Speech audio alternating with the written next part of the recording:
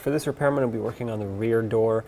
It applies to both of the rear doors and also the front passengers. The front drivers might be a little bit different just because of the automatic up and down feature. Otherwise, it's going to be about the same. So the first thing I want to do is pop off this little cover here. You have a T30 Torx bolt. Take that out. Down here by the window switch, you'll have to pop this up and out. There we go. Once this is off, you can disconnect it on the back side here. The cover for this grab handle has to come off, so I'm sticking a very small pocket screwdriver in here, carefully not to damage the plastic. And then you have two T30 bolts. They have to come out.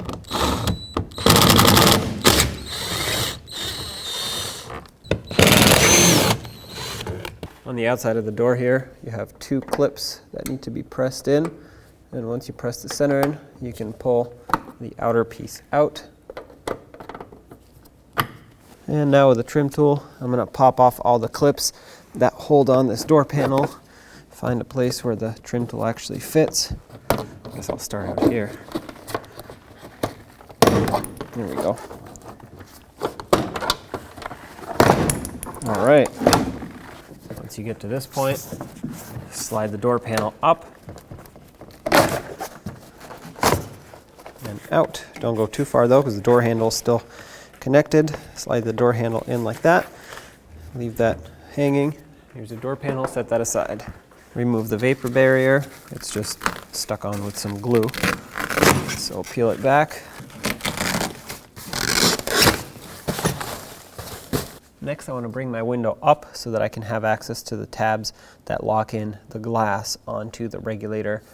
So I have to move it up to right about here in this area. I'm going to plug my window switch back in temporarily, turn on the ignition.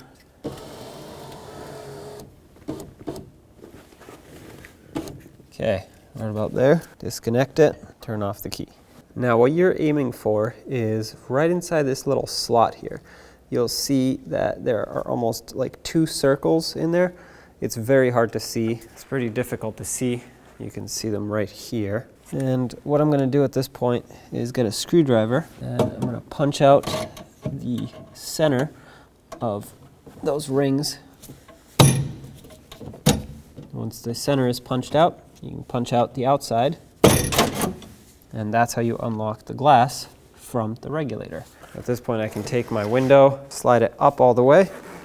I'm going to clean up the glass a little bit so I can take some suction cups and secure the window in place. Now you can also use tape if that's what you have, painter's tape. That usually works very well. Whatever you do, make sure that it's well secured so it doesn't fall down while you're working. Okay, take my suction cups, slide them on here, just like that. Next, right behind this bracket, you'll notice that there's a 10mm bolt. Let's go ahead and loosen that one up. You don't need to remove it all the way. That's good. It'll slide up through this larger slot. And if you follow the window regulator down, you'll see a 10mm bolt down here. I'll remove this one completely. Unplug the motor. Another bolt right over here. And now we can slide the window regulator up backwards to unhook the top bolt and then just turn it and twist it in order for it to come right out. There it is. I took the top mounting bolt out of my old regulator and I'm going to put it into the new one over here. That way we have something to hook this onto once it goes in the door. Make sure you fish out these pieces here that we punched out. For now, slide in the regulator. Hook it up on the top. Okay, start in this bolt on the side over here. Snug them all up.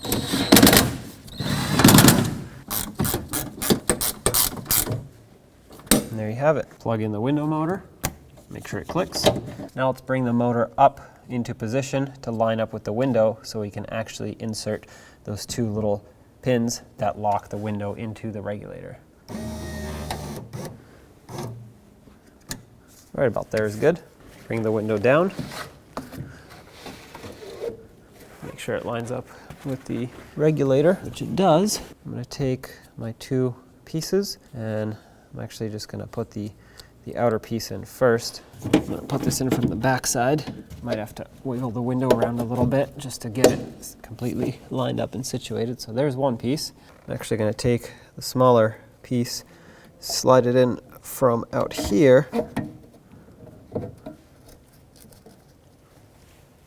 I'm going to use this, then I'm going to use my larger screwdriver and kind of finish pressing it into place. I'm going to hold the larger pin from the other side while I'm pressing this one in.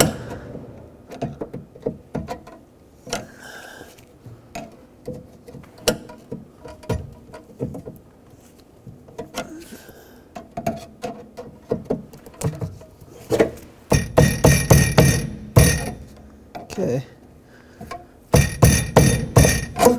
Looks like I got them flush. Get this back on here. Stick it back the best you can. Slide the wire through the door handle. At this point, hopefully all the push clips are lined up. Pop them in. Reconnect the window switch.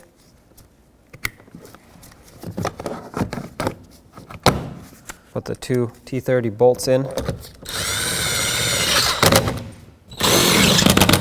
And put this cover back on.